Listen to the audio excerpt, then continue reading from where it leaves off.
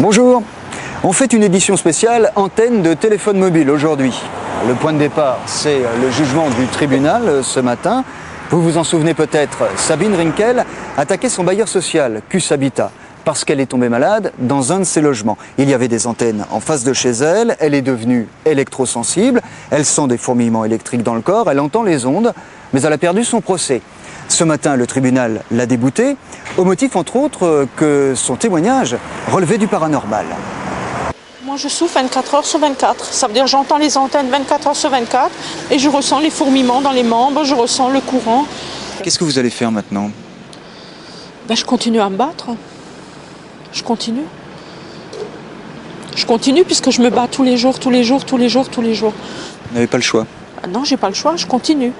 On va essayer de comprendre. D'abord, pour les opérateurs de téléphonie mobile, il n'y a rien. Alors aujourd'hui, tous les avis scientifiques sont unanimes sur le sujet. Il n'y a aucun danger à vivre à proximité d'une antenne. Les avis sont clairs. On a eu encore un avis de l'OMS récemment, il y a quelques mois, qui le confirme suffisamment.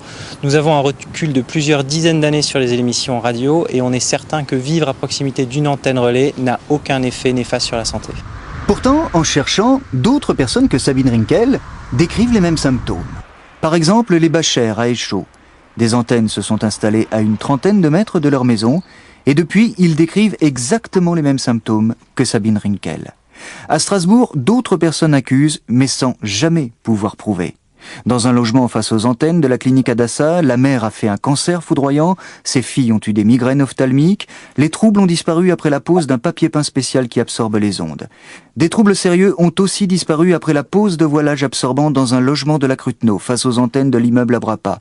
On se plaint face aux antennes de l'usine Cronenbourg, face aux antennes de l'université Marc Bloch, et aussi dans ce logement en hauteur à Lingolsheim, depuis que les antennes du stade tout proche ont été rehaussés.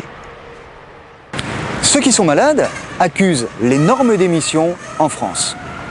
Les normes d'émission en France sont les plus élevées d'Europe. Elles ne s'intéressent qu'aux effets thermiques des ondes qui proviennent d'une irradiation forte pour parer un danger de cuisson comme un micro-ondes. Mais elles ne prennent pas en compte une irradiation plus faible mais continue. Or, c'est elle qui serait en cause, selon des experts indépendants, dans les maladies décrites. Pour comprendre, on peut s'appuyer sur Martin Kempf. Martin Kempf sait qu'il souffre d'électrosensibilité. Et pour le prouver, il a toujours sur lui son détecteur d'hyperfréquence.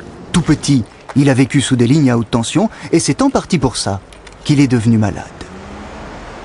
Moi, j'ai été exposé trop longtemps à ces ondes-là. Et maintenant, le verre, il est rempli. Mon corps, il dit maintenant stop. Ça suffit. Et il réagit par des réactions presque allergiques. On ne peut pas appeler ça allergique parce que ce n'est pas vraiment une allergie.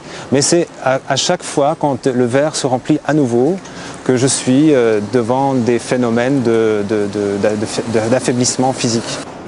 Son bureau de poste de la Marseillaise, il y va le moins possible. Pour lui, c'est un des pires endroits qu'il connaisse parce que dès qu'il y rentre... Au bout de 5 minutes, j'ai des nausées et puis des vertiges qui s'installent. Donc c'est pour cette raison, je ne peux presque plus venir à la poste pour retirer mon courrier, parce qu'il faut toujours attendre plus longtemps que 5 minutes pratiquement. Je pense que ça vient aussi du fait qu'ils ont ouvert la toiture et que maintenant les ondes, ils peuvent pénétrer directement dans la salle ici. Et vu les matériaux qui sont là, aussi les pièces métalliques, c'est presque semblable à un énorme four à micro-ondes. Il y a différentes sortes d'ondes et c'est leur combinaison qui pose problème. On peut être exposé à peut-être 3 facteurs pendant très longtemps sans qu'on tombe malade.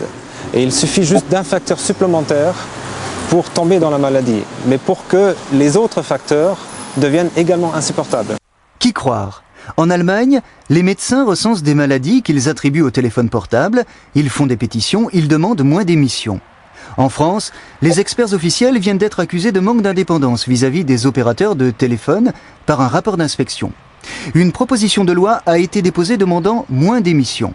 À Strasbourg, l'implantation d'antennes sur les bâtiments publics a été gelée et le maire veut aller plus loin, maintenant.